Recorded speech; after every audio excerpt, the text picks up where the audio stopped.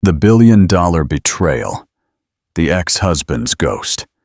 The white rose petals scattered across the manicured lawn seemed to tremble when the distant sound of a helicopter's blades cut through the melody of the string quartet. 300 guests in their finest attire turned from the flower-adorned altar toward the sound, shielding their eyes from the afternoon sun.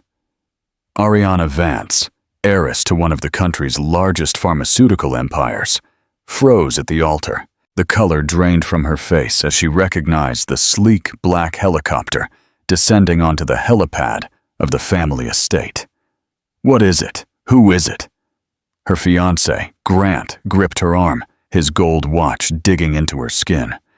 But Ariana couldn't respond. The air left her lungs as the helicopter door opened and a woman in an elegant white suit stepped out, her caramel hair dancing in the wind of the decelerating rotors. Then, two small figures emerged behind her. Twins, a boy and a girl, no older than 6, each holding one of her hands as they walked with practiced confidence toward the wedding ceremony. Ariana's mother gasped audibly. Anyone could see it. The children had Ariana's eyes. 6 years earlier, Ethan and Ariana Vance were the definition of a power couple.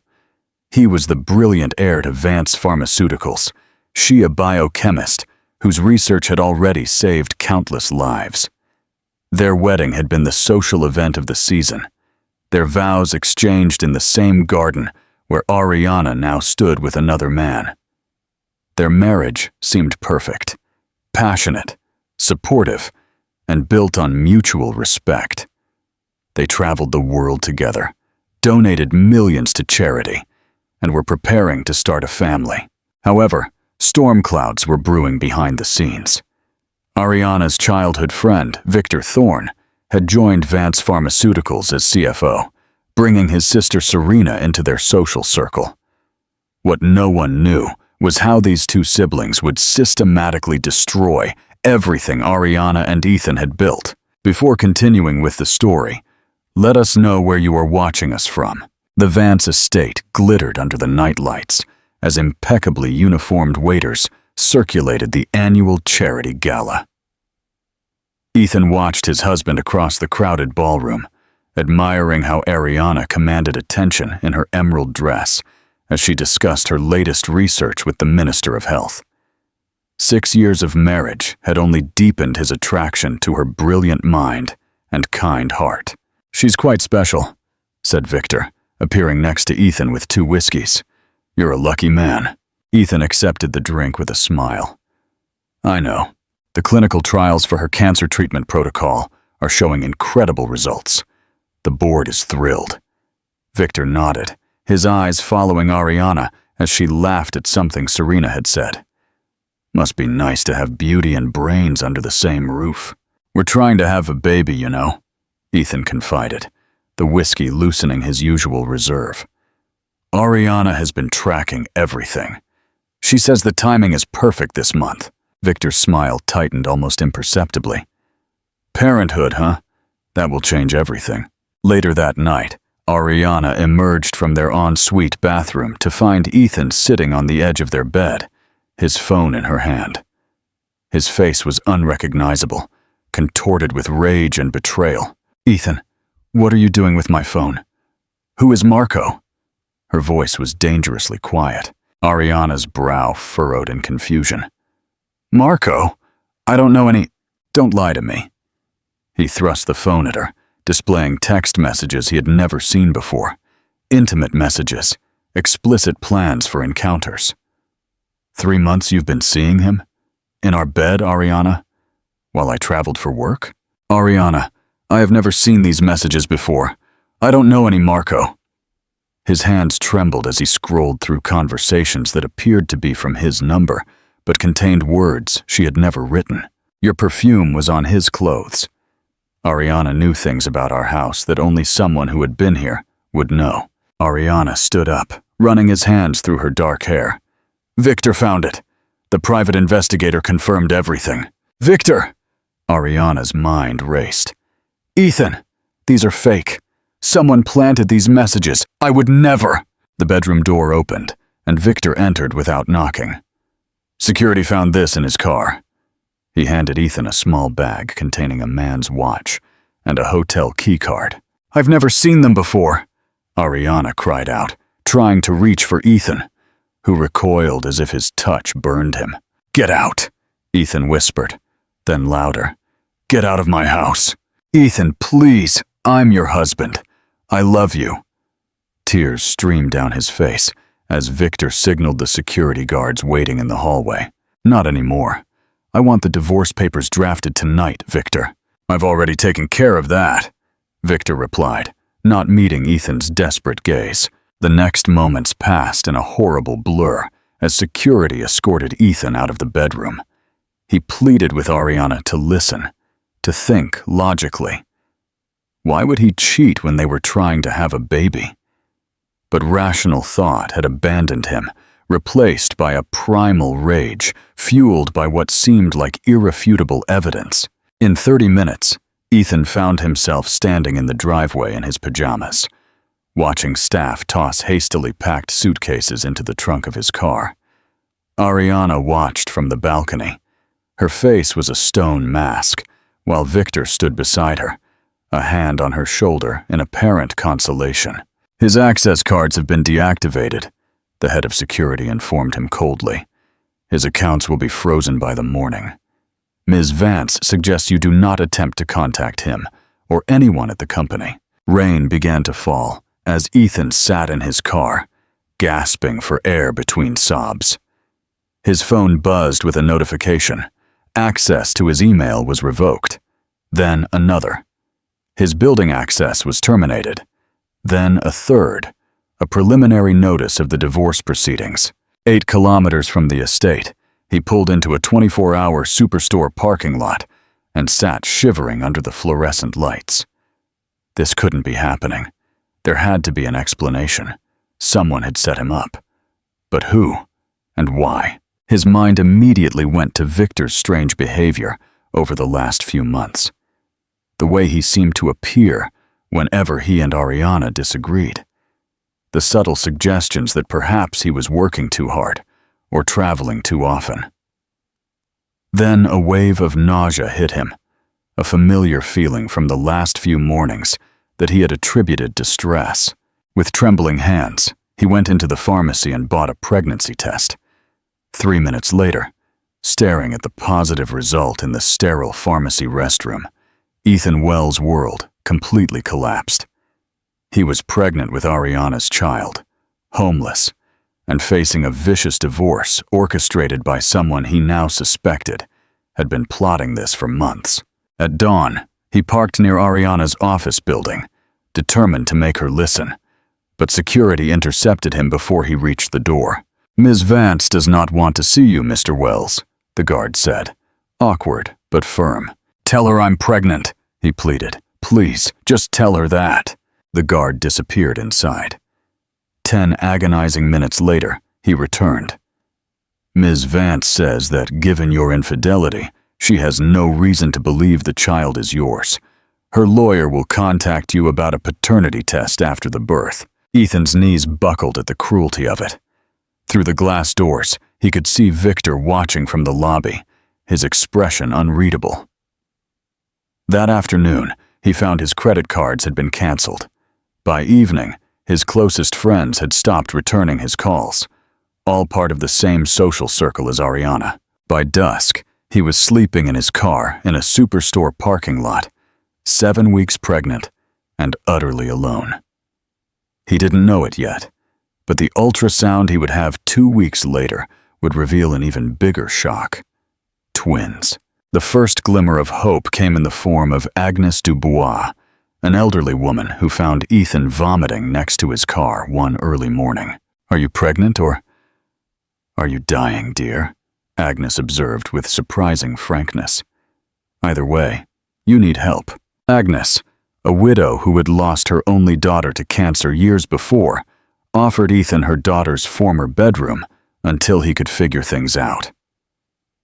It was in Agnes's modest home that Ethan finally found space to think clearly about what had happened and to plan his response. He pawned his wedding ring for $12,000, a fraction of its value, but enough for prenatal care and a used laptop. Then he began meticulously documenting everything that had happened, creating timelines, saving the evidence he could recover. The picture that emerged confirmed his suspicions. Victor, with the help of Serena, had orchestrated his downfall. But why? What could they gain? The answer came from an unexpected source. While searching for job openings at a coffee shop, Ethan overheard two pharmaceutical researchers discussing irregularities in the reporting of Vance Pharmaceuticals' recent drug trials. "The numbers don't add up," one whispered. "The side effect profiles were clearly altered before submission." "Victor Thorne approved everything," the other replied. "Ariana Vance likely never saw the original data." Ethan's scientific mind kicked into gear. He had been working on those very trials before his expulsion. If Victor was falsifying data, that wasn't just fraud. It was dangerous. People could die, and if he had stayed, he might have uncovered it. That night, cradling his growing belly, Ethan made a decision. Ariana had failed him utterly, choosing blind rage over trust. But he would not allow Victor's plans to harm innocent people or steal his children's future. "Your mommy didn't want us," he whispered to his unborn twins. "But it's okay. We are going to build something so spectacular that one day she will realize what she threw away." Morning sickness was a cruel misnomer, Ethan discovered as he vomited for the third time that afternoon. 4 months pregnant with twins, his body was changing rapidly, making it nearly impossible to conceal his condition during job interviews. "I'm sorry, Dr. Wells," the lab director said, not meeting his eyes. "Your qualifications are stunning, but we've actually just filled the position." It was the same response he had received at 5 other research facilities. Someone, almost certainly Victor, had blacklisted him across the entire industry. Agnes found him crying on the porch swing that evening. "Cheer up, dear," the old woman said, sitting beside Ethan. "The world doesn't end because a woman was too foolish to see your worth." "It's not just Ariana," Ethan explained. "No one will hire me. My research expertise means nothing when Victor Thorne tells them I'm unstable or dishonest." Agnes considered this. "Perhaps then you need to meet people who have never heard of Victor Thorne." The next day, Agnes drove Ethan to a small community clinic that primarily served low-income patients. The waiting room was crowded, the staff overwhelmed. "My friend, Dr. Leah Kinsley, runs this place," Agnes explained. "She doesn't care about pharmaceutical politics. She only cares about helping people." Dr. Kinsley was a hurricane in human form, a brilliant researcher who had left a prestigious position to serve those without access to adequate health care. After a 5-minute conversation about Ethan's research background, she offered him a part-time position analyzing patient data. "I can't pay you what you're worth," Dr. Kinsley warned, "and I see you're expecting twins." Ethan nodded, surprised. "The way you carry, classic twin presentation," Dr. Kinsley explained. "Look, this isn't glamorous work, but it's honest, and no one here will judge you for being pregnant and single if that's what you're worried about." For the first time in months, Ethan felt a flicker of hope. When can I start? The work was, and it is indeed, unglamorous. Organizing patient records, analyzing treatment outcomes, and helping streamline clinic protocols. But it kept Ethan's mind sharp and provided enough income to supplement what he had gotten from his wedding ring. 7 months into his pregnancy, he walked into Dr. Kinsley's office with findings he couldn't ignore. "There is a pattern in these cancer patients," Ethan explained, spreading charts across the desk. "Those taking Vance Pharmaceuticals' new medication are showing liver complications at a rate 3 times higher than reported." Dr. Kinsley studied the data. "This is troubling. Are you sure?" "The sample size is small, but the pattern is unmistakable," Ethan confirmed, "and it matches what I heard about the falsified trial data." Dr. Kinsley's expression darkened. "We should report this to the FDA." "With what proof?" Ethan sighed. They'll say our data set is too limited. We need more evidence. What we need, Dr. Kinsley said thoughtfully, is to develop an alternative treatment. Something safer. Ethan blinked. That would take years and millions in funding. Not necessarily. Dr. Kinsley smiled mysteriously. I have a fully equipped lab at my house. It's where I conduct my own research after hours. Perhaps it's time you saw it. Dr. Kinsley's home lab turned out to be a state-of-the-art facility, built in what was once a large barn on her property. My late husband left me quite comfortable, Dr. Kinsley explained. I use my inheritance to fund research that big companies won't touch, treatments for rare diseases, affordable alternatives to expensive drugs. Ethan ran his hand over the gleaming equipment. This is incredible, and it's private, Dr. Kinsley emphasized. No corporate oversight, no shareholders demanding quarterly profits at the expense of safety. Just pure science. She looked at Ethan with an intense gaze. Your previous work on cancer treatment protocols was groundbreaking. What would you do if you had the freedom to continue that research your way? The question awakened something in Ethan that had been dormant since his expulsion. The passionate researcher who had once believed he could change the world. 2 weeks later, Leo and Lily Wells entered the world at Dr. Kinsley's clinic. Healthy, perfect, and blissfully unaware of the chaos surrounding their birth. No birth announcement appeared in the papers. No proud parent paced the waiting room. Just Agnes, wiping away tears of joy as she held the newborns. And Dr. Kinsley, who had delivered them herself. They have your eyes, Agnes observed carefully. Yes, Ethan agreed, studying his son's serious expression and his daughter's curious gaze. But hopefully my common sense. Recovery from childbirth was complicated by emotional exhaustion, but Ethan allowed himself only 2 weeks before returning to Dr. Kinsley's lab.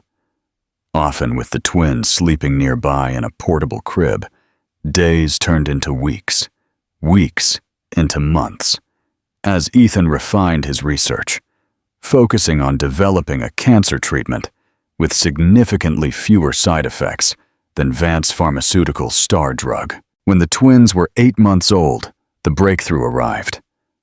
Ethan had created a compound that showed remarkable efficacy against aggressive cancers while maintaining a benign side effect profile. Dr. Kinsley was ecstatic. This is extraordinary, she declared, reviewing the lab results. You need to patent this immediately. Patents require money, Ethan reminded her, and lawyers. Which I have, Dr. Kinsley countered. But more importantly, this discovery deserves to reach patients. It needs a company behind it. Ethan laughed bitterly. What company would work with Ariana Vance's discarded ex-husband? Dr. Kinsley gave him a long, measured look. A new one that you create yourself. The idea seemed outlandish at first. Ethan had no business experience or industry contacts, and barely enough money to cover the twins' diapers. But Dr. Kinsley was persistent. Finally, she revealed that she had been quietly investing in biotech startups for years. I'm prepared to provide the seed capital, she told him. My only conditions are that you maintain complete control and that the drugs we develop remain affordable. Why would you do this for me? Ethan asked, suspicious of such generosity after months of betrayal. Because 20 years ago, I was you, Dr. Kinsley replied simply.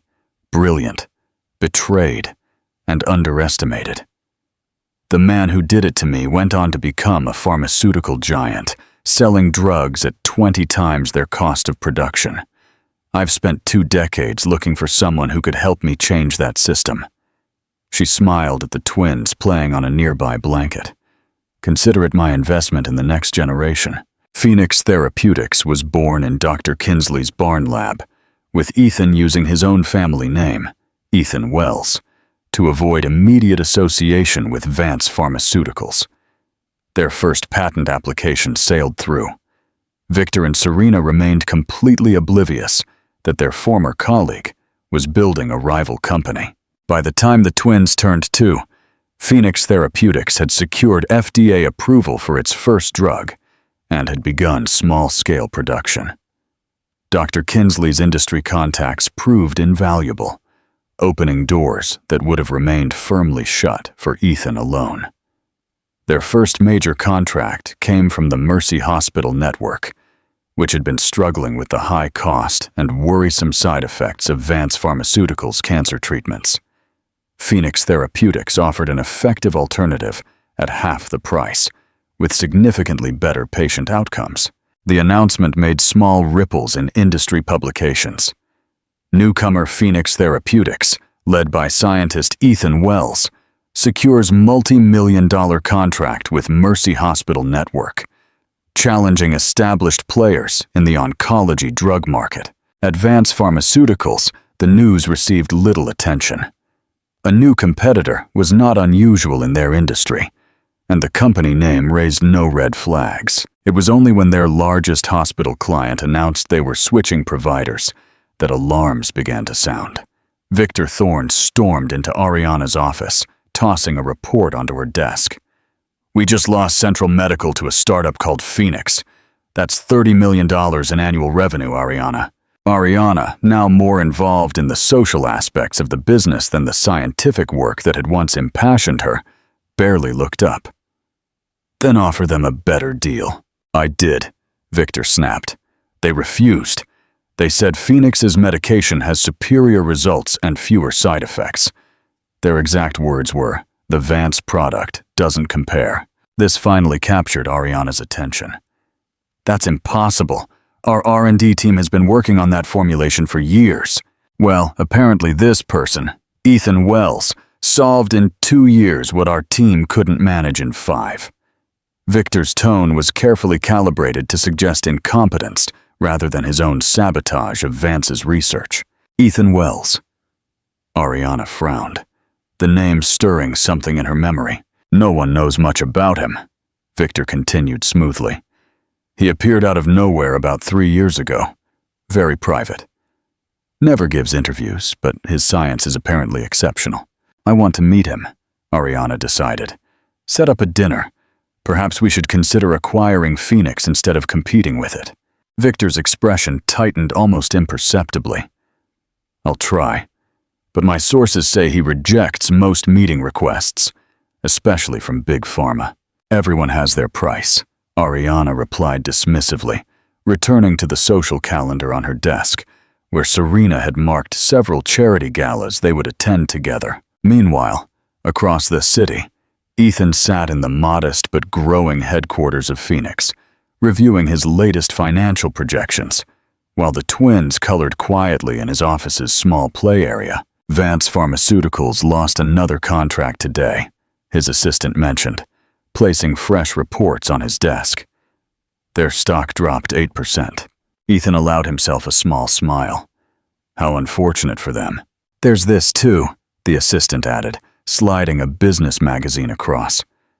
On the cover was Ariana, arm in arm with Serena at a charity event. The headline read, "Vance heiress to wed Serena Thorne in spring ceremony." Ethan's expression remained neutral as he studied the image of the woman who had thrown him out in the night, the woman whose children were now quietly drawing a few meters away. Children she had never bothered to confirm were hers, despite her initial demand for paternity testing.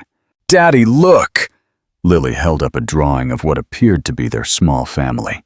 Ethan, Leo, Lily, Agnes, and Dr. Kinsley, all holding hands. "It's us."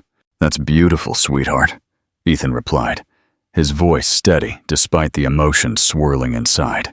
Later that night, after putting the twins to bed, Ethan sat on his balcony overlooking the city. In the distance, he could see the Vance Pharmaceuticals tower lit up against the night sky.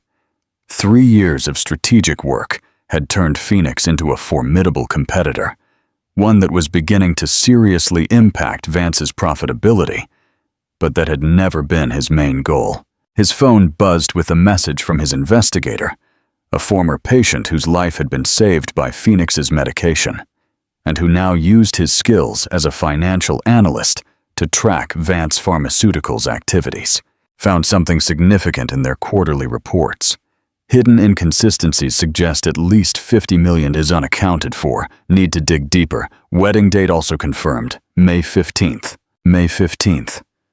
The exact date, 6 years earlier, when security had escorted him out of his house. Ethan closed his eyes. The date couldn't be a coincidence. Victor and Serena had a talent for psychological cruelty. Choosing that specific date was clearly a final way of erasing his existence from Ariana's life. But they had gravely miscalculated. Because while they had been planning a wedding, Ethan had been building an empire, and more importantly, he had been gathering evidence of financial fraud, of deliberately concealed drug side effects, and of the elaborate scheme to frame him for infidelity.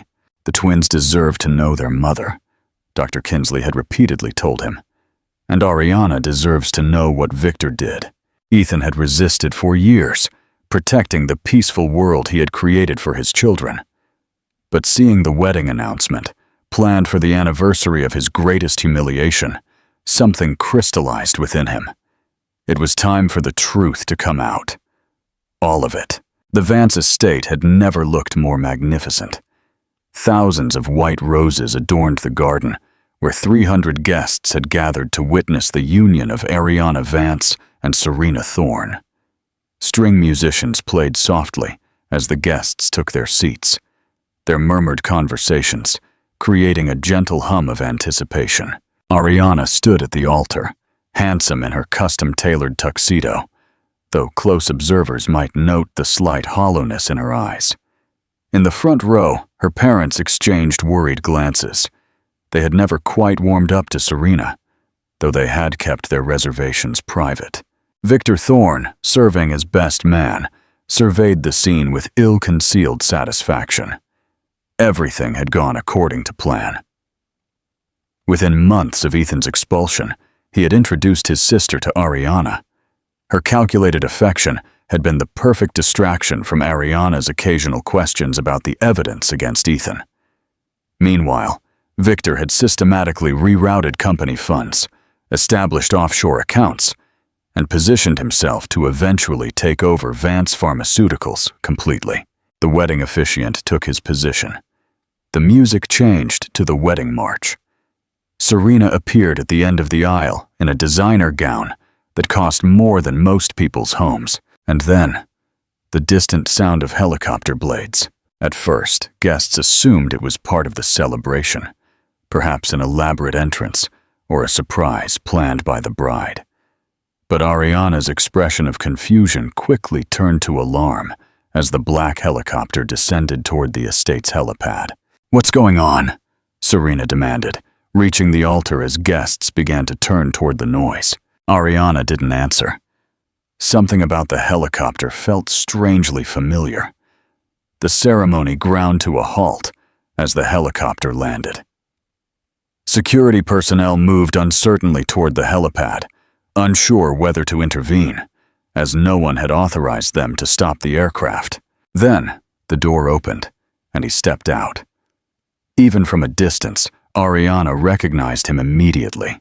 The world seemed to narrow to a point as Ethan, her ex-husband, the man she had discarded 6 years earlier, walked calmly toward the ceremony in a crisp navy blue suit that emphasized how little he had changed.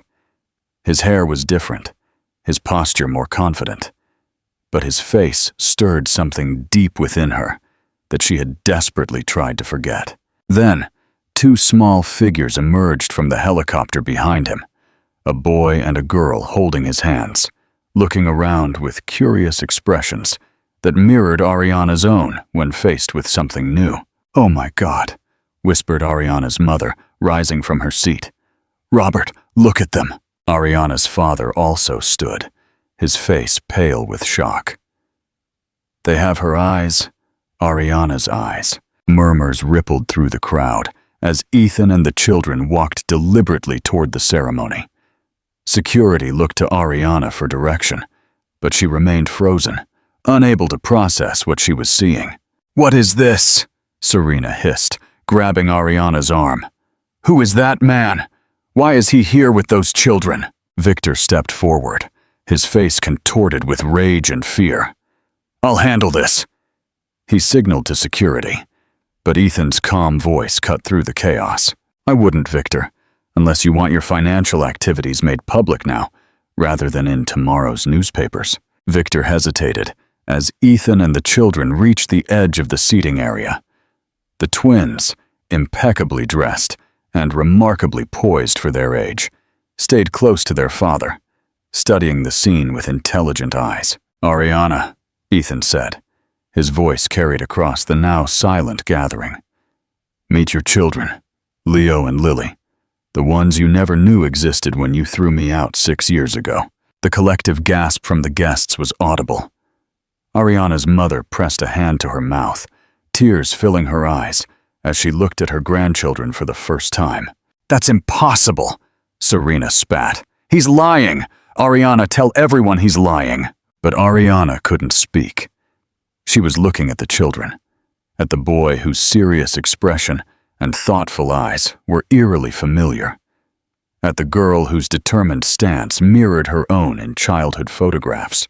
"DNA evidence confirming their paternity has already been filed with the family court," Ethan continued calmly, "along with evidence of how Victor and Serena conspired to remove me from your life by fabricating evidence of infidelity." Victor lunged. "Security! Get this man out of here immediately!" "I wouldn't," came another voice, as Dr. Leah Kinsley emerged from behind Ethan. "Unless Vance Pharmaceuticals wants the FDA to receive our full file on the falsified side effect profiles for retinol tonight instead of next week." The crowd erupted into confused chatter. Ariana's parents walked past the security guards to approach the children, her mother kneeling despite her expensive dress to look the twins in the eyes. "Hello," she said softly. I would be your grandmother." Lily, always the bolder of the twins, studied the older woman carefully before responding. "You look like the pictures Daddy keeps in our memory box." This simple statement, revealing that Ethan had ensured the children knew their paternal family despite everything, seemed to break something in Ariana's mother. She began to weep openly, reaching out a tentative hand that Lily accepted with surprising grace. Ariana finally found her voice. "Ethan, how? When?" "I was 7 weeks pregnant when you threw me out," he replied, keeping his tone measured despite the emotions churning beneath the surface. "I tried to tell you. Your security guards relayed the message. You said you wanted a paternity test after the birth, but no one ever contacted me." Ariana turned to Victor, confusion and horror dawning on her face. "What is he talking about? I never received any message about a pregnancy." Victor's expression hardened. "He's lying. This is obviously an elaborate plot to—" "To what, Victor?" Ethan interrupted. "To interrupt the wedding you specifically scheduled for the anniversary of my expulsion. To reveal that you and Serena have embezzled over $80 million from Vance Pharmaceuticals? Or perhaps to inform Ariana that I am the Ethan Wells she's been trying to meet, the founder of Phoenix Therapeutics, who has been steadily chipping away at your market share for the past 3 years." The revelations fell like physical blows. Ariana stumbled backward, looking from Victor to Serena, then back to Ethan and the children, her children, standing calmly amid the chaos they had initiated. "This is absurd," Serena declared, though her voice trembled slightly. "Ariana, he's clearly disturbed. We need him removed." "Actually," came a new voice from the rear of the gathering, "I believe we'll be removing you, Ms. Thorne." 2 individuals in dark suits approached, displaying federal badges. "FBI, we have questions regarding certain financial transactions between Vance Pharmaceuticals and offshore accounts in your name." As the federal agents escorted a protesting Victor and Serena out of the ceremony, the wedding guests began to scatter in confused and scandalized groups. Some lingered at a distance, unwilling to miss the dramatic conclusion to what was supposed to be a simple society wedding. Ariana approached Ethan and the children slowly, as if in a trance. She knelt before the twins, studying their faces with awe and devastation.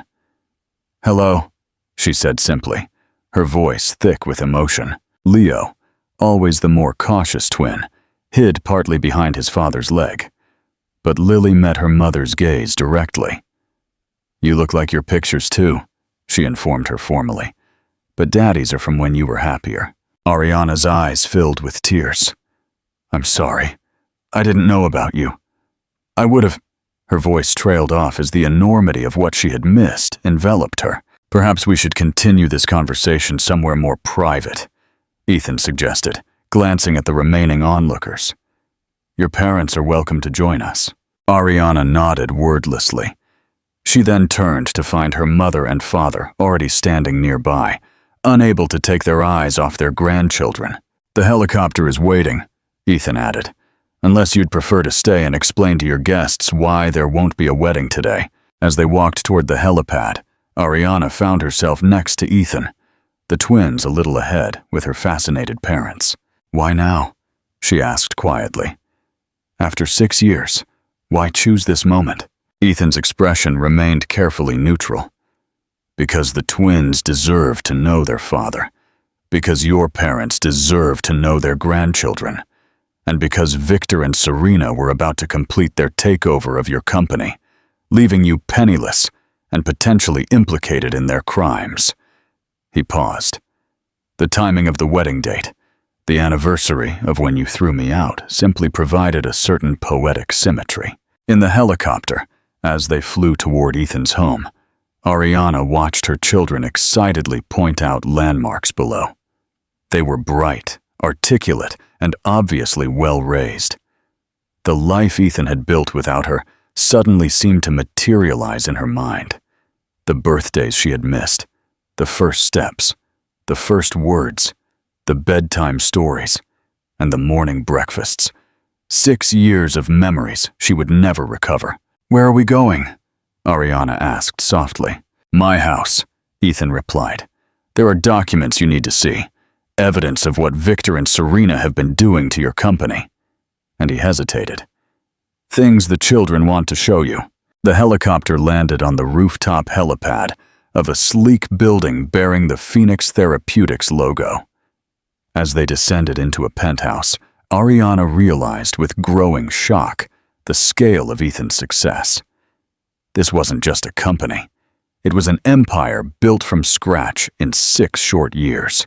Inside the spacious, warmly decorated penthouse, the twins immediately ran to a shelf displaying their artwork and school achievements. "We want to show you our room," Lily announced, grabbing Ariana's hand with the easy confidence of a child who had never known rejection. Leo followed more hesitantly, watching his mother's reactions carefully. As Ariana was led through the home Ethan had created, every detail revealed another facet of the life that had continued without her.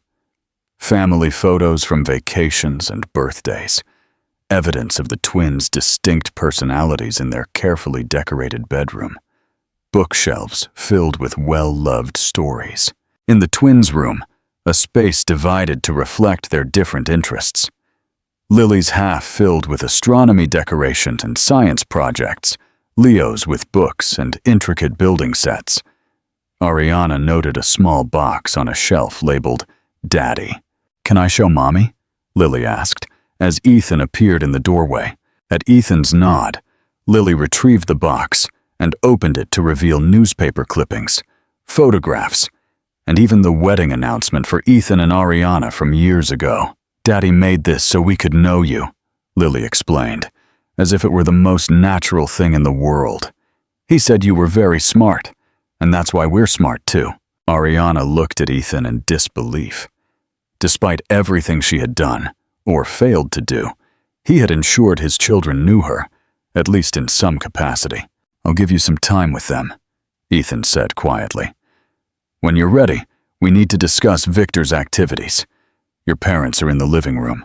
In the elegant living room, Ariana's parents sat uncomfortably on a sofa, still reeling from the day's revelations.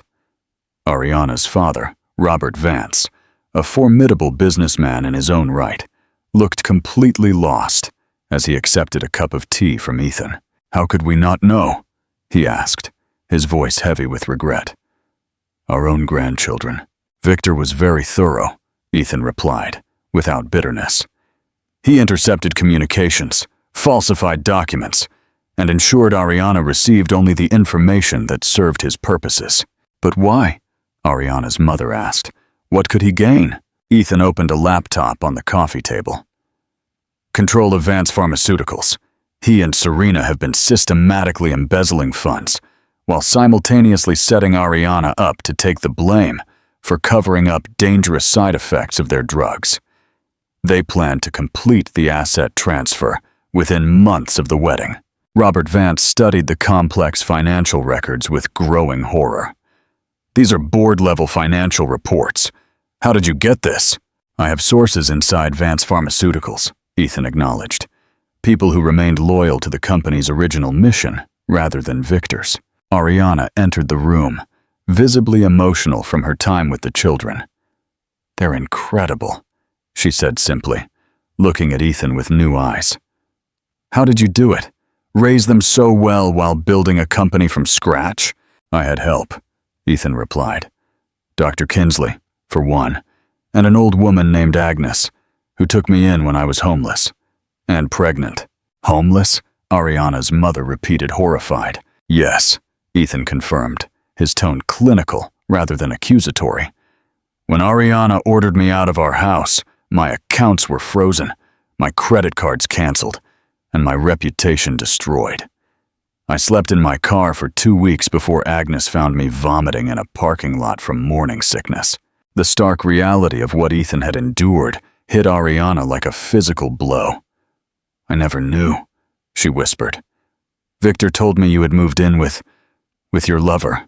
"There was no lover, Ariana," Ethan said quietly. "There was just me, pregnant with your children, trying to survive while Victor sickeningly destroyed everything we had built together." Ariana sank into a chair, her head in her hands. The evidence had seemed so conclusive. The texts, the watch, even the witness accounts. "All fabricated," Ethan confirmed. "Victor hired someone to create fake text messages. The watch and hotel key were planted, and witnesses were paid." He opened another file on his laptop. "This is the payment record from Victor's private account to the man who impersonated my imaginary lover." He then moved to another document. "And this? It's the restraining order, supposedly filed by you, that prevented me from approaching you about my pregnancy." Ariana stared at the document in horror. "I never filed this. I never—" "Victor forged your signature," Ethan explained, "just as he did on numerous company documents authorizing the drug launch despite troubling test results." As the full magnitude of Victor and Serena's betrayal became clear, Ariana seemed to physically age before their eyes. Her parents looked equally devastated, particularly her mother, who kept glancing toward the hallway where laughter occasionally drifted from the twins' room. "Why didn't you expose them sooner?" Robert finally asked. "With such comprehensive evidence, you could have cleared your name years ago." Ethan considered his answer carefully. "At first, survival was my only concern. Then, protecting the twins became paramount. By the time Phoenix was established enough for me to consider confrontation, I had to weigh the impact on the innocent employees and patients of Vance Pharmaceuticals." He met Ariana's gaze directly. "Despite everything, I never wanted to destroy the company or harm those who relied on it." Ariana looked at him with a new understanding. "So, instead, you built a competing company with better products and ethical practices, gradually transitioning patients to safer medications, while gathering evidence against Victor." "Yes," Ethan acknowledged. "Phoenix was not built solely for revenge, Ariana. It was built because I saw how Victor was corrupting your company's mission, the mission we once shared of helping people." A gentle knock on the door interrupted their conversation. Dr. Kinsley entered, carrying a tablet. "FBI has taken Victor and Serena into custody," she reported, "and the preliminary filing with the SEC has been completed. Vance Pharmaceuticals' stock listing will likely be suspended pending the investigation." Ariana winced. "The company will collapse." "Not necessarily," Ethan countered. "I've prepared a proposal for your consideration." He picked up a folder from his desk and handed it to Ariana. A merger between Phoenix and Vance. It would preserve jobs, maintain patient access to medications, and allow for an orderly transition while the legal issues are addressed. Ariana opened the folder with trembling hands, scanning the detailed proposal with mounting astonishment. "You've planned for every contingency," she murmured. "I've had 6 years to consider the possibilities," Ethan replied simply. While Ariana and her parents reviewed the proposal, Ethan stepped into the hallway with Dr. Kinsley. "Are you sure about this?" Dr. Kinsley asked quietly. After everything she did, Ethan looked through the doorway as Ariana studied the document that could save her family's legacy. "This isn't about Ariana," he replied. "It's about the twins having a relationship with their father and their grandparents. It's about preserving jobs and continuing to help patients." Dr. Kinsley smiled knowingly. "And it has nothing to do with finally showing her exactly what she lost when she chose to believe Victor over you?" For the first time that day, Ethan's serene expression cracked slightly, revealing a glimpse of the pain he still carried. "Perhaps there is some satisfaction in that," he admitted. "But revenge was never my primary motivation." "No," Dr. Kinsley agreed, squeezing her friend's hand. "That's why you succeeded where Victor failed. He was driven by greed and resentment. You were driven by something far more powerful, the determination to create something good out of something terrible." The twins appeared in the hallway. Their initial excitement gave way to uncertainty as the day's events began to overwhelm them. "Daddy," Leo asked quietly, "is she really staying?" "For dinner." Ethan knelt to his son's level. "Your mother and grandparents would like to have dinner with us." "Yeah, is that okay for you?" Leo considered this seriously. "Does this mean we have to call her Mom now?" "No, sweetheart," Ethan assured him. "You can call her whatever makes you comfortable. This is all very new, and everyone understands." Lily, ever practical, had a different concern. "Are they coming to our birthday party next month? We're having a space theme, and Grandma Agnes is making the cake." The simple question, reflecting the straightforward priorities of a child, shifted the heavy atmosphere. Ethan smiled genuinely for the first time since the helicopter landing. "That's something we can discuss at dinner," he replied. "For now, why don't you wash your hands while I check on our guests?" As the children scurried off, Ethan returned to the living room, where Ariana and her parents were in intense discussion. They fell silent as he entered. "The twins would like to know if you're staying for dinner," he announced, and Lily has already moved on to questions about next month's birthday party attendance. Ariana looked up, her eyes reddened but filled with determination. "I would like that. Dinner and, if you'll permit me, the birthday party too. We understand if it's too soon," her mother added hastily. "We've already missed so much, but we don't want to overwhelm them." Ethan studied them. The family that had once been his, now strangers, connected by blood to his precious children. "Dinner is a good place to start," he decided. "As for the future, that depends on many factors. The twins' comfort is my priority." "As it should be," Robert agreed firmly. "We failed them, and you, terribly. Whatever boundaries you set, we will respect them." Agnes arrived shortly after, bringing the dessert she had promised the twins. Her introduction to the Vance family was awkward, but it quickly warmed when Ariana thanked her, her voice breaking, for taking Ethan in when no one else would. "Someone had to show a little common sense," Agnes responded bluntly. "Luckily for all of you, I'm too old to care about pharmaceutical politics, and too stubborn to be intimidated by rich fools."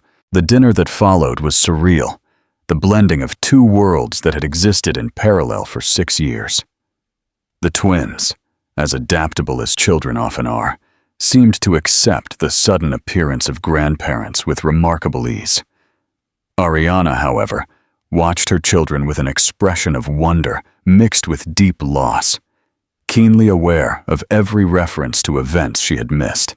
As Agnes and the elder Vances helped the twins get ready for bed, the grandparents formed an unlikely alliance in their shared desire to connect with the children. Ariana and Ethan found themselves alone in his study. "I don't know how to thank you," Ariana finally said. "Not just for the merger proposal, but for," she gestured helplessly, "for ensuring they knew me, even when you had every reason to erase me from their lives." "They deserve to know their heritage," Ethan replied simply. "My issues with you didn't change that fact." Ariana studied his face. The man she had once loved so completely, now a stranger who had built an extraordinary life without her. And what happens now, beyond the merger, beyond the legal proceedings against Victor and Serena? "Now you get to know your children," Ethan replied slowly, "on their terms and mine. You've missed 6 years, Ariana. That can't be made up overnight." "And us?" she asked hesitantly. "Is there any possibility that—" "No," Ethan interrupted firmly. "That part of our history ended the night you chose to believe Victor over me. I've built a life I'm proud of, Ariana. The twins and I are happy." Ariana nodded, accepting his answer with a resigned dignity that would have been impossible for the younger man who had thrown her out so rashly. "I understand. I need you to know how profoundly sorry I am for what happened. If I could go back—" "We can't go back," Ethan said more softly. "We can only move forward. For the twins' sake, I hope we can build a civil relationship. But romantic reconciliation isn't possible. Too much has changed." As Ariana absorbed this definitive statement, a gentle knock came at the study door. Dr. Kinsley entered with a tablet. "Sorry to interrupt, but you should see this. The news about Victor and Serena's arrest has broken. Vance Pharmaceuticals board is calling an emergency meeting for tomorrow morning." Ariana winced. "I should go. I need to prepare for the fallout." "The merger proposal could stabilize things if presented promptly," Ethan suggested. "Your parents have copies. Perhaps they could attend with you while I handle the twins' morning routine." The simple domestic reference, the morning routine he had handled alone for 6 years, hung between them, highlighting everything she had lost through her rushed judgment and misplaced trust. "Thank you," she finally said, "for the proposal, for dinner, for everything." She hesitated. "Would it be appropriate to say goodnight to the twins?" Ethan nodded. "They're probably still awake. Lily rarely falls asleep before extracting at least 3 bedtime stories." A ghost of a smile crossed Ariana's face. "She's persistent, like her father." "She is," Ethan agreed, leading her toward the children's room. "Though her negotiation tactics come entirely from your side of the family." The Vance Pharmaceuticals boardroom buzzed with tension as the board members gathered for the emergency meeting. News of Victor and Serena's arrests had spread quickly through financial circles, and the company's stock had been suspended from trading pending investigation. Ariana sat at the head of the table, her father by her side, both looking exhausted but resolved. The board members, many of them lifelong family friends, looked shocked by the revelations about Victor's activities. "The situation is serious but not unsalvageable," Ariana began, her voice steady despite her internal turmoil. "With your permission, I'd like to present a proposed path forward." Over the next hour, Ariana outlined the merger proposal Ethan had prepared. The board listened with increasing interest as she explained how combining Phoenix's innovative research with Vance's established infrastructure could preserve jobs, maintain patient access to medications, and position the combined entity as an industry leader. "This Ethan Wells," a board member asked skeptically, "is he willing to merge his successful company with ours during a crisis of this magnitude? What is his motivation?" Ariana and her father exchanged glances. "There is something else you need to know," Ariana admitted. "Ethan Wells is Ethan Wells, my ex-husband." The murmurs of shock around the table reflected the nature of this revelation. "The man Victor Thorne claimed was unfaithful?" a senior board member clarified. "The one who disappeared 6 years ago?" "Yes," Ariana confirmed. Victor fabricated evidence against him to cover up his own financial crimes. He was innocent of all accusations. And now he's our main competitor? Another asked incredulously. He is, Ariana acknowledged. He is also the father of my 6-year-old twins, whom I met for the first time yesterday. The stunned silence that followed was finally broken by the company's longest-serving board member, Margaret Kwan. And what motivated him to come back, Ariana? After everything he did why didn't he simply destroy you? That is not the question you should be asking me, Ariana replied, with a voice that was quiet, but held the authority of someone who had built an empire from scratch. The question is, why didn't Ethan destroy me and the company? The merger is his proposal, not mine. For the twins' sake, and for the sake of the patients who rely on Vance Pharmaceuticals, he has offered a way forward that saves all of us, despite everything that happened.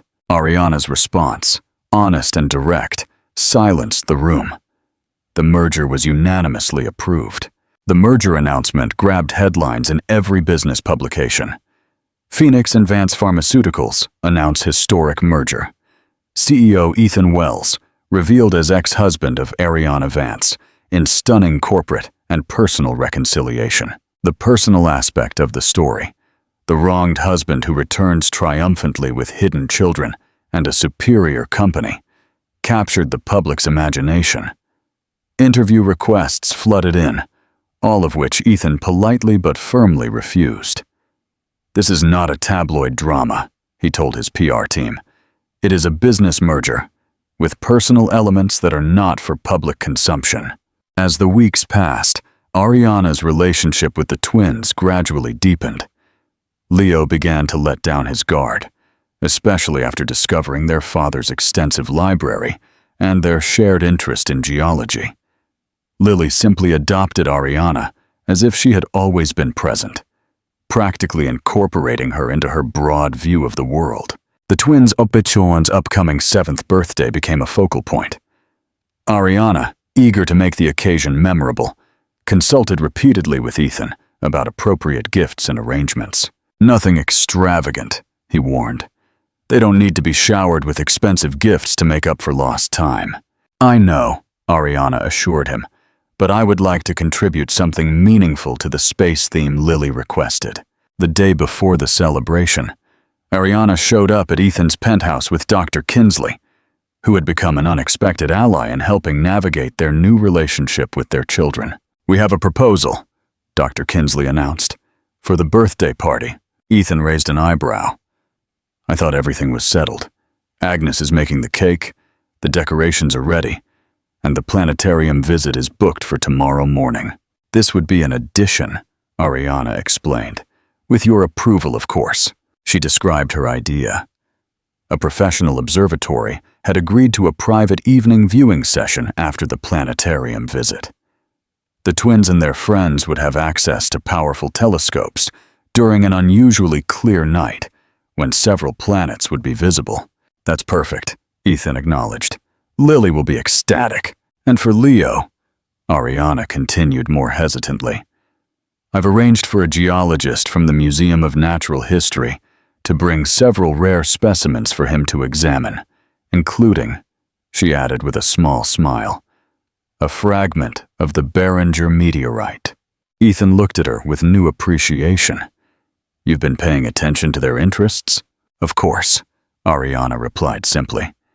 They are extraordinary children. Getting to know them has been the greatest privilege of my life. The birthday celebration unfolded seamlessly.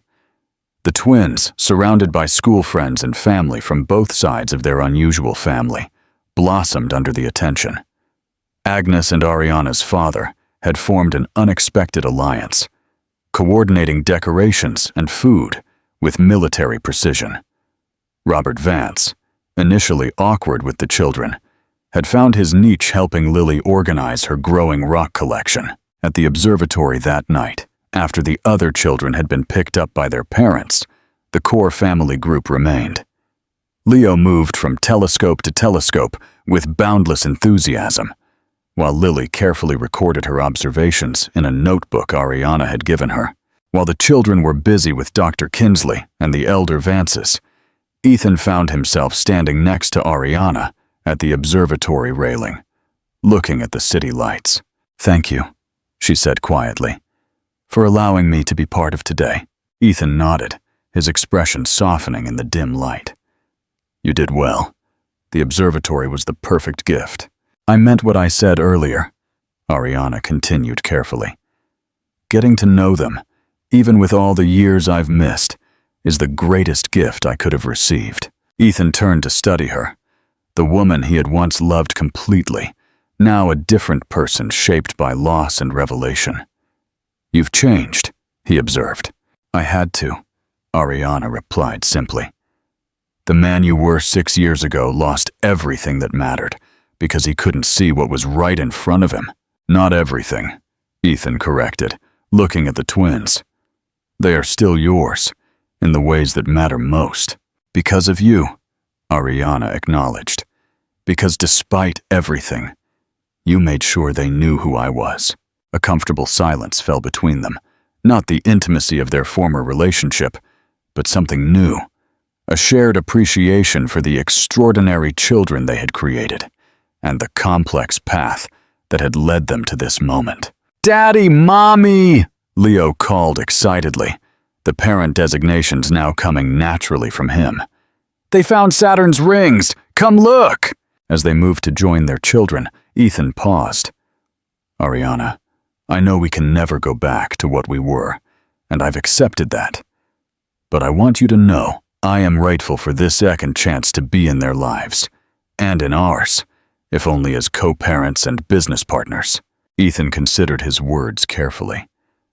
"Life rarely gives us what we expect, Ariana. Sometimes, it takes away what we thought we couldn't live without, only to replace it with something we never imagined possible." As the twins excitedly called out to them again, he added, "Let's focus on giving them the stable, loving family they deserve, whatever form it takes." 1 year after the dramatic wedding interruption, the twins' 8th birthday arrived with considerably less drama, but far more joy. Phoenix Vance Pharmaceuticals had not only survived the merger, but thrived, combining Ethan's innovative research approaches with Vance's established infrastructure. The company had become an industry leader in ethical practices, transparent testing, and affordable drug pricing. The birthday celebration was held at Ariana's new house, a comfortable but unostentatious home with an extensive garden perfect for the dinosaur-themed party Leo had requested. His interest had shifted from rocks to paleontology in recent months. Ethan arrived early to help with preparations, bringing Agnes and Dr. Kinsley, who had become fixtures in the twins' expanded family circle. Ariana's parents were already there, Robert carefully assembling a realistic volcano that would safely erupt during the party, while his wife arranged prehistoric-looking plants around the garden. "Everything looks incredible," Ethan commented, surveying the transformed backyard. "The kids will love it." "I hope so," Ariana replied, emerging from the house with trays of fossil-shaped cookies. Leo was very specific about the scientific accuracy. "He gets that from both of us," Ethan observed with a smile. Their relationship had evolved over the last year into a comfortable co-parenting arrangement. The initial tension had gradually given way to mutual respect as they navigated both their corporate merger and their shared responsibility for the twins. The children had adapted to their new family structure with remarkable resilience. They now spent 3 nights a week at Ariana's house, with the remaining time at Ethan's penthouse. Far from being confused by the arrangement, they seemed to thrive on having both parents actively involved in their lives. As guests began to arrive, school friends, colleagues from both companies, and the unconventional extended family they had gathered, Ethan found himself watching Ariana interact with the children. Her transformation over the past year had been remarkable. The ambitious, sometimes arrogant pharmaceutical heiress had been replaced by a thoughtful, patient mother who prioritized her children above all else. "She's done well," Dr. Kinsley observed, joining Ethan at the edge of the garden. Better than I expected, to be honest. She has, Ethan agreed. The twins adore her. And you? Dr. Kinsley asked carefully. How do you feel about it all? It can't be easy to see her integrate so perfectly into the life you built without her. Ethan considered the question. It's actually been easier than I anticipated. Ariana isn't trying to take over or change what already works. She's simply adding to the equation in ways that benefit the children. And in ways that benefit you, Dr. Kinsley gently pressed.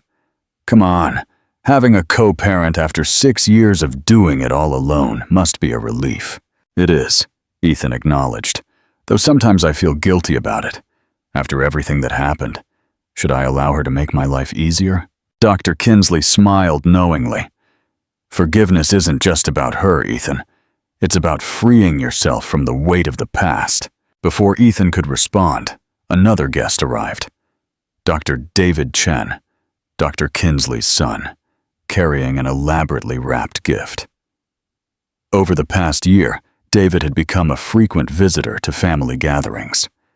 As a pediatric surgeon, who had initially treated Lily for a minor sports injury, he had formed a natural bond with both children. Sorry I'm late, he apologized, greeting Ethan with a warm smile. Emergency surgery ran long. You're just in time, Ethan assured him.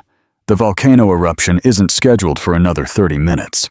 As David moved to greet the twins, who welcomed him with evident affection, Dr. Kinsley gave Ethan a meaningful look. He canceled a conference in Boston to be here today, she mentioned casually. Said the twins' birthday was more important. Ethan felt a surge of warmth at this information. His friendship with David had developed gradually, but neither had moved to define it as anything more. He's good with them, Ethan observed neutrally, though his expression softened as he watched David help Leo adjust his paleontologist costume. The party ran perfectly, with the volcano eruption serving as the dramatic highlight.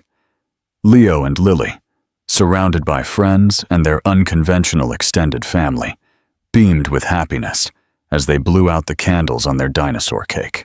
As the celebration began to wind down, Ariana approached Ethan with 2 glasses of champagne. A toast, she suggested, to our extraordinary children. Ethan accepted the glass. To Leo and Lily, may they always be this happy. They drank in companionable silence, watching as the twins excitedly showed their friends the real fossil specimens Ariana had obtained from the museum. I've been meaning to tell you, Ariana said after a moment. The investigation into Victor and Serena's activities is finally complete. Their sentencing is next month. Ethan nodded. The legal proceedings had been extensive, uncovering even more widespread fraud than initially suspected. Did they offer any explanation for why they did it? Why they targeted me specifically? Victor finally admitted he recognized you were close to uncovering irregularities in the research data, Ariana explained. He knew your scientific thoroughness would eventually expose the shortcuts he was taking. Getting you out of the way was a matter of self-preservation. And Serena, Ariana's expression hardened slightly, apparently always resented our relationship. She saw Victor's plan as an opportunity to get what she had wanted since college, wealth and status as a Vance. Ethan absorbed this information thoughtfully. It's strange to think how differently everything might have turned out if you had just listened to me that night. I know, Ariana acknowledged, regret evident in her voice. Not a day goes by that I don't think about it. If I could change one moment in my life, that would be it. And yet, Ethan mused, watching the joyful chaos of his children's birthday party. Would we want to change it? Phoenix wouldn't exist. Your parents wouldn't have Agnes terrorizing them with her brutally honest opinions. He smiled slightly. Dr. Kinsley and I wouldn't have revolutionized cancer treatment protocols. A silver lining to my catastrophic mistake, Ariana suggested, with a self-deprecating smile. Perhaps, Ethan conceded, though the cost was tremendous. Their conversation was interrupted by David, who approached with an apologetic expression. I'm sorry to interrupt, but Leo is insisting that only a doctor can properly examine his new fossil collection for scientific accuracy. Apparently, my credentials as a surgeon qualify me for this honor. Ariana laughed. You had better not keep him waiting. He takes his fossils very seriously. As David walked away, Ariana looked between him and Ethan with knowing eyes. He's a good man, she observed neutrally. He is, Ethan agreed simply. The twins are comfortable with him. They are, Ariana confirmed. They mentioned he sometimes takes them hiking on Saturdays. He does, Ethan confirmed. He's been a good friend. Ariana studied his expression. Just a friend? Ethan met her gaze directly. We're taking things very slowly. The children are my priority. As they should be, Ariana agreed. But Ethan, if he makes you happy, don't let the past, our past, get in the way. The simple sincerity of her statement touched Ethan unexpectedly. This was yet another sign of how much Ariana had changed, the capacity to genuinely wish him happiness, even with another person. Later that evening, after the last guests had left, and the twins were asleep in their rooms at Ariana's house, the adults gathered on the patio. Agnes and the elder Vances engaged in a lively debate about educational approaches, while Dr. Kinsley shared stories from her early research days. David sat next to Ethan, their hands occasionally brushing in a way that suggested a growing comfort with small intimacies. Ariana, noticing this, smiled to herself before turning her attention back to the conversation. As midnight approached, Agnes announced it was time to depart, prompting a general movement to wrap up the evening. The twins would stay with Ariana until the morning, following their established routine. I'll walk you to the door, David offered, as Ethan gathered his belongings. At the front door, away from the others, he hesitated. I've been meaning to ask you something. Ethan looked at him expectantly. There's a medical conference in Vienna next month, he explained. 3 days. I thought maybe you'd consider joining me. We could extend it to a week. See the city. The invitation hung between them, not just an offer of travel, but a step toward defining their relationship more clearly. I'd need to check with Ariana about the twins, Ethan began cautiously. I already did, David admitted with an embarrassed grin. She assured me she could adjust her schedule to have them that week. Dr. Kinsley offered to help too. Ethan raised an eyebrow. You've been planning this? Hoping, David corrected softly. I know how important the children are to you. I wouldn't suggest anything that would complicate their lives. The care behind his consideration, not just for him, but for the whole complex family he had built, touched Ethan deeply. Vienna sounds wonderful, he finally said, allowing himself to accept the possibility of personal happiness that had nothing to do with revenge or redemption. The next morning, Ariana prepared breakfast while the twins energetically recounted their favorite parts of the party. Ethan arrived to pick them up, accompanied by David, who had offered to drive them to their weekend science club. As the adults oversaw the breakfast cleanup, an unexpected moment of harmony settled over the kitchen. Ethan and David discussed the twins' educational interests. Ariana organized the week's schedule, all operating with the comfortable rhythm of people who had found a way to put the children's needs above everything else. When the twins rushed off to gather their science projects, Ariana took the opportunity to speak privately with Ethan. I wanted to thank you, she said quietly. For what? Ethan asked, genuinely puzzled. For allowing me to be part of their lives, Ariana explained. For not letting bitterness consume you, when you had every right to. Ethan considered her words carefully. Do you know what the real secret was? The one that finally ruined you? Ariana waited, curious. Creo, it wasn't the twins, he continued. It wasn't Phoenix Therapeutics or exposing Victor's plans. It was showing you that redemption was possible, but that forgiveness had to be earned every day. The woman who threw me out that night would never have understood that. The woman standing in front of me now does. His words contained no malice, only an acknowledgement of the truth. Ethan nodded slowly, accepting both the assessment and the implied recognition that she had indeed changed. "Mommy, Daddy, we're ready," Lily called from the hallway, where she and Leo waited with their backpacks and science projects. As they moved to join the children, Ariana asked softly, "Are you happy, Ethan?" "Really?" He looked toward David, who was helping Leo adjust his dinosaur diorama, then back to the twins, healthy, bright, and surrounded by people who loved them. Finally, he considered himself the man who had risen from homelessness to build a pharmaceutical empire, who had raised extraordinary children alone, and who had now found a peaceful resolution to what once seemed like unforgivable betrayal. "Yes," he replied honestly, "not in the way I once imagined, but perhaps in a better way than I could have planned." Outside, as they prepared to part, the twins going with Ethan and David to the science club, Ariana going to a company meeting, Leo suddenly stopped. "Wait," he said seriously, "we forgot something important." The adults exchanged worried glances. "What is it, sweetheart?" Ethan asked. "Our family picture," Leo explained, pointing to the camera that was still on the entry table from yesterday's party. "We're supposed to take one after every birthday. It's our tradition." The simple request to document their unconventional family momentarily silenced the adults. It was Lily who solved the practical problem. "We need the timer," she declared, already setting the camera. "Everyone by the garden wall, quick." They gathered as instructed, Ethan and Ariana with the twins between them, David and the others arranged around them. As the timer counted down, Leo and Lily smiled with the simple joy of children surrounded by adults who had found a way to put love above resentment, forgiveness above revenge. The camera's flash captured a moment that would have seemed impossible 2 years ago.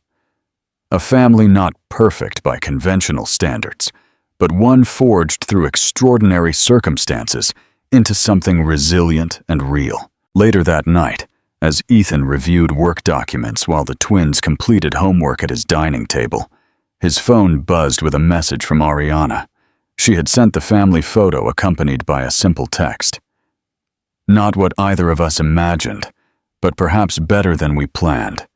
Thank you for showing me that the most powerful revenge was not destruction, but creation."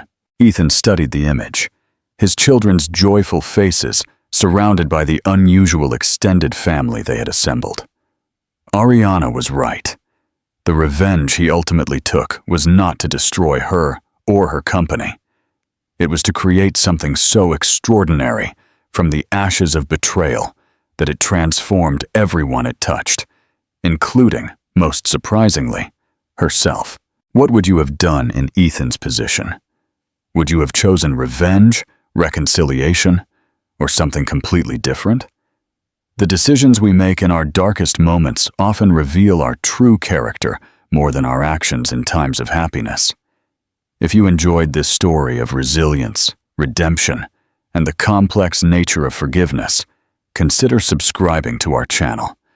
In the comments below, I'd love to hear your thoughts on which aspect of Ethan's journey resonated most with you. Until next time, thanks for listening.